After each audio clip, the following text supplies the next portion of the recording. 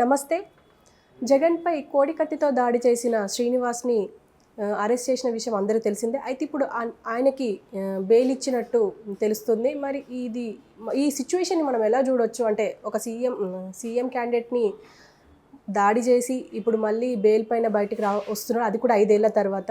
So మనతో పాటు దాన్ని వివరించడానికి జయదేవ్ గారు ఉన్నారు, ఆయన అడిగి తెలుసుకుందాం. నమస్తే సార్. నమస్తే సార్, ఇప్పుడు కోడికత్తి శ్రీను అలియాస్ శ్రీనివాస్, ఆయన కోడికత్తితో జగన్ పైన దాడి చేసిన విషయం అందరికి తెలిసిందే. అలాగే అరెస్ట్ అయిండు, 5 ఏళ్ల తర్వాత ఇప్పుడు బెయిల్ వచ్చింది. దీన్ని ఎలా చూడొచ్చు అంటారు? అంటే చట్టాలు న్యాయాలు ఇప్పుడు తన పని తాను చేసుకెళ్ళిపోతుందని చాలా సినిమాలో చూస్తాం డైలాగ్. అది కేవలం సామాన్యుల వరకేనని నా అభిప్రాయం. ఎందుకంటే మీరు అన్నట్టు బాగా గుర్తు చేశారు, 5 years అయింది. సరిగ్గా ఎలక్షన్స్ ముందు అనుకుంటుంది, 2019-18 లాస్ట్లోనో గుర్తులేదు నాకు. ఎయిర్పోర్ట్లో జరిగిన సిచ్యువేషన్. ఎయిర్పోర్ట్ అంతా కూడా సెంట్రల్ వాళ్ళ ఆధీనంలో ఉంటుంది, లేదా సిఆర్పిఎఫ్ బలగాలో స్పెషల్ బలగాలో ఎవరో ఆధీనంలో.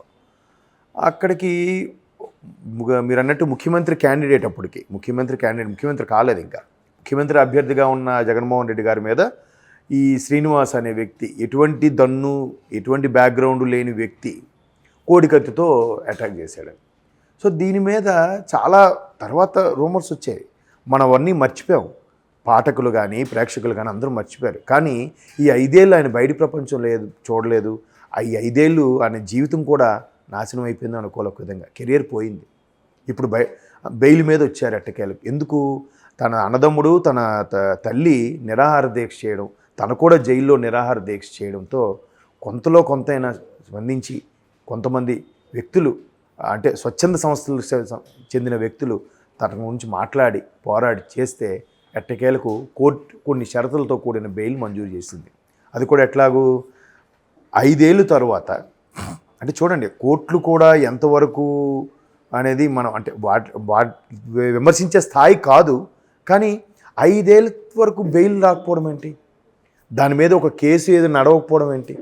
ఏదో ఒకవేళ నిజంగా ఒప్పుకుంటే ఖరారైతే శిక్ష పడాలి కదా, శిక్ష కూడా పడకపోవడం ఏంటి? దానికి సాక్ష్యం చెప్పడానికి సాక్షాత్తు ముఖ్యమంత్రి జగన్మోహన్ రెడ్డి గారే రావాలట. ఎందుకు రాలేదు?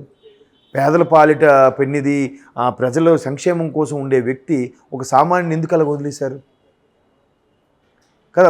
నిజంగా తప్పు చేస్తే శిక్షించండి.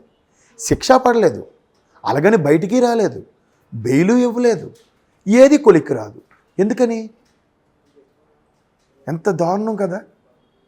ఆయన వెర్షన్ ఒకసారి ఆలోచిస్తే అంత బాధ అనిపిస్తుంది.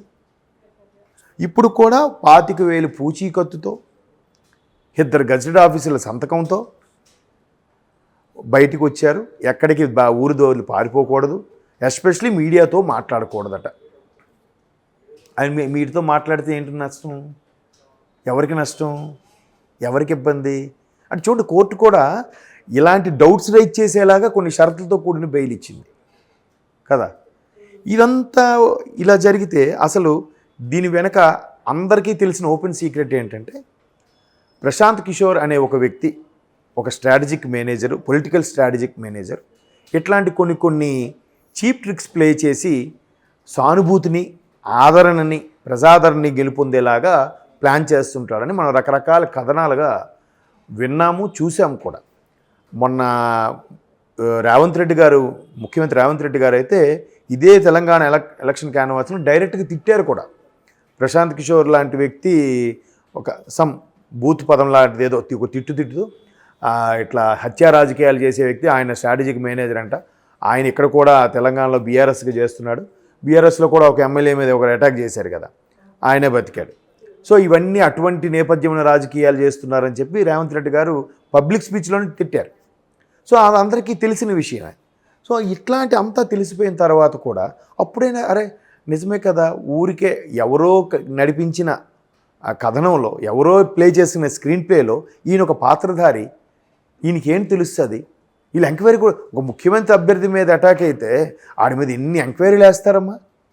వాళ్ళు ఊరు వెళ్ళిపోయి వాడు ఏం చేస్తాడు, వాడు పుట్టుపూర్వతలు ఏంటి, ఆడు ఎంత చదువుకున్నాడు, ఎక్కడ చదువుకున్నాడు, వాడి కుటుంబ నేపథ్యం ఏంటి, ఆడికి నిజంగా డబ్బులు అవసరం అయ్యా, లేదా ఆడ బ్యాంక్ బ్యాలెన్స్ ఎంత ఉంది, వీడికి డబ్బులు ఎవరు ఇచ్చారా, ఇన్ని ఎంక్వైరీ చేస్తారు కదా. అది ఎంక్వైరీ ఏం చేయలేదే. పెద్ద పెద్ద బడా నాయకుల మీద కూడా కేసులు వేసేసి అరెస్టులు చేశారు కదా. మరి ఈయన మీద ఎందుకు ఎంక్వైరీ చేయట్లేదు?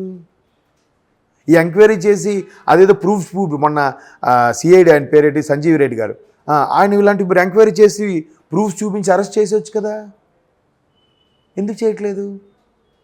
ఐపీఎస్ అంటే వీళ్ళ విషయమే బయటకు వస్తుందని భయమా లేకపోతే ఏంటి కదా? ఎంత దారుణం ఒకసారి ఆలోచించండి.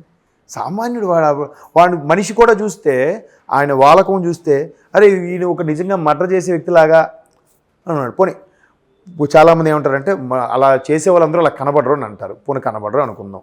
మీరు 5 ఏళ్ళు ఏం చేశారు అసలు? 2018 నుంచి కూడా ఇది క్యాపిటల్ వైజాగ్ షిఫ్ట్ అయినట్టుగా ఉంది. వైజాగ్ క్యాపిటల్ అలాగే కదా, 2019 దసరాకు అన్నారు, 20 అయిపోయింది, 21 అయిపోయింది, 22, 23 దసరా కూడా అయిపోయింది, మొన్న 23 డిసెంబర్కి అన్నారు, మళ్ళీ సంక్రాంతి తర్వాత అన్నారు, అయిపోయింది గవర్నమెంట్. ఇంకా క్యాపిటల్ లేకుండా 5 ఏళ్ళు నడిపించారు. ఆయనకు కూడా పాపం బెయిల్ లేకుండా 5 ఏళ్ళు చేసేసారు. ఇప్పుడు ఆయన రేపొద్దున ఆయన ఒక ఉద్యోగం బతకాలనుకున్నా కూడా ఎవరు ఉద్యోగం ఇస్తారు? అది నువ్వు పలానా కోడికత్తి శ్రీను కదా, నువ్వు నీ మీద కేసులు ఉన్నాయి ఎందుకులేరా బాబు అని అంటాడు ఎవడైనా కదా. అలా ఆ యాంగిల్ ఎవ్వరు ఆలోచించరు అసలు.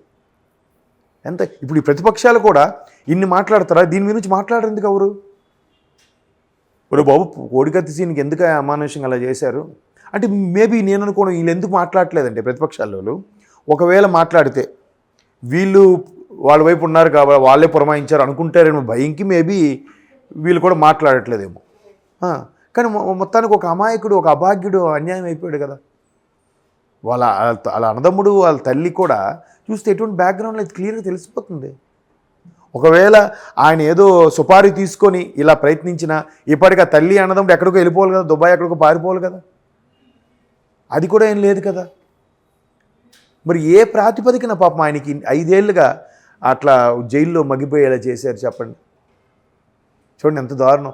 ఎవ్వరు కూడా ఇప్పుడు ఒక స్వచ్ఛంద సంస్థలైన ఎవరో ఒకరు అసలు ఏంటి, లేదా ఒక సిన్సియర్ ఆఫీసర్లు ఐపీఎస్లు ఎంతమంది ఉంటారు కదా, అప్పుడు రిలీవ్ అయిన వాళ్ళైనా అసలు ఏంటి ఇది జరిగింది ఎక్కడ అంటే సరే పెద్ద పెద్ద వాళ్ళు ఇన్వాల్వ్ అయ్యారు ఎందుకులే అని చెప్పి ప్రతి ఆఫీసర్ కూడా సైలెంట్ అయిపోతున్నారు. చూడండి అంటే చట్టాలు, కోర్టులు, న్యాయాలు అని మాత్రం సామాన్యుడి దగ్గరకు వచ్చేసరికి మాత్రం చట్టం తన పని తాను చేసుకుపోతుంది అన్నట్టుగా పర్ఫెక్ట్గా పక్కాగా ఉంటాయి. పెద్దల విషయంలో వస్తే ఇప్పుడు జగన్మోహన్ రెడ్డి గారు లేవు, జగన్మోహన్ రెడ్డి గారు 10 ఏళ్ళుగా బెయిల్ మీద ఉన్నారు, ముఖ్యమంత్రి కూడా అయిపోయారు ఆయన. ఏ కోర్టులో అయితే శిక్ష వేస్తున్నాయో, ఏ కోర్టు అయితే ఆయనకి బెయిల్ ఇచ్చిందో అదే కోర్టు ఎక్కడ ఉండాలో ఆయన డిసైడ్ చేస్తున్నాడు. కర్నూలులో కోర్టు ఉండాలని డిసైడ్ చేశారు కదా. చూడండి భారత రాజ్యాంగం ఎలాంటి హక్కులు కల్పిస్తుందో ఒక్కోసారి ఆశ్చర్యం అనిపిస్తుంది. అంటే ప్రజాస్వామ్యంలో ఏదైనా సాధ్యమే, ఎస్పెషల్లీ రాజకీయాల్లో ఏదైనా సాధ్యమే. నందిని పంది చేయొచ్చు, పందిని నంది చేయొచ్చు. ఇప్పుడు మన తెలంగాణలో కూడా చూశాను, ఎవరో ఒక ఆవిడంట 5 ఏళ్ళుగా 1,50,000 జీతం తీసుకుంటూనే ఉందంట. మొన్న ముఖ్యమంత్రి రేవంత్ రెడ్డి గారు వచ్చిన తర్వాత అప్పుడు ఆవిడ ఆఫీస్కి రావడం స్టార్ట్ చేసిందంట. ఏంటమ్మా మీరు ఎప్పుడు ఏ రిక్రూట్మెంట్లో మీరు గ్రూప్ 2 అంటే గ్రూప్ 2 అన్నారంట. ఇప్పుడు ఏ ఇయర్ గ్రూప్ 2 అంటే ఏమి లేదు, కేవలం రాజకీయ ప్రోద్బలంతోనే ఆవిడకి జాబ్ వచ్చింది. రాజకీయ ప్రోద్బలంతోనే నెల వచ్చేసరికి 1,50,000 జీతం ఇంటి దగ్గర ఉండే తీసుకుంటుంది. రేవంత్ రెడ్డి గారు వచ్చాక ఆవిడ ఆఫీస్కి వస్తుందంట. ఇట్లాంటి బోల్డ్ చాలా ఉన్నాయి తెర వెనక్కి, అవన్నీ బయటికి రాలేదు ఇంకా. అంటే రాజకీయాలు అన్నీ చూడండి, ఇక్కడ ఇంత స్థాయిలో లబ్ధి చెందితే అక్కడ ఒక అభాగ్యుడు కోడికత్తి శ్రీను లాంటి వాడు అన్యాయం అయిపోయాడు. 5 ఏళ్ళ జీవితం ఎవరు మళ్ళీ వెనక్కి తిరిగి తీసుకురాగలమా? మెయిన్ కీ ఏజ్ అది. వాడికి ఒక ఉద్యోగము స్థిరపడితే ఒక పెళ్ళి, ఫ్యామిలీ, ఇవన్నీ ఇంకెవరు వస్తారు? ఎవరితో రేపు సంబంధం ఎవరు కలుపుకుంటారు? ఎవరు ఆలోచిస్తారని అటువంటి సామాన్యుల గురించి? అవన్నీ ఆలోచిస్తే ఒక్కోసారి చాలా బాధ అనిపిస్తుంది. సర్లే మళ్ళీ అందరితో పాటు మనం కూడా చదివామా, మర్చిపోయామా, కాసేపు బాధపడ్డామా, మళ్ళీ ఆ ప్రవాహంలో కొట్టుకెళ్ళిపోతూ ఉంటాం. ఏం చేయలేం, అంతే.